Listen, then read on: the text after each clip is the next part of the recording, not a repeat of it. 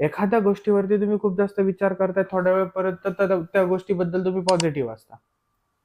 थोड्या वेळानंतर तुम्ही ऑटोमॅटिकली निगेटिव्ह होऊन जाता. बरोबर आहे. तुम्हाला एखादा पदार्थ आवडतोय, घरात गुलाबजामुन बनवले, 2 खाल्ले, 3 खाल्ले, 4 खाल्ले, 5 खाल्ले, 10 खाल्ले. 12व्या गुलाबजामुन पासून तुम्हाला त्याची घिण बसते. कारण ती गोष्ट आपण कंटिन्यू खातोय ना.